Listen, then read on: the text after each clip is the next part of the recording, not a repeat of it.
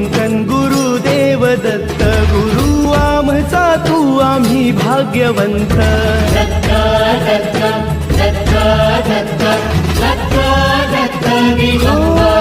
अवधूत चिंतन गुरुदेव दत्त गुरु आमचा तू आम्ही भाग्यवंत नसे जन्म मृत्यू नुरे काही खंत न प्रारंभ मध्य नसे काही अंत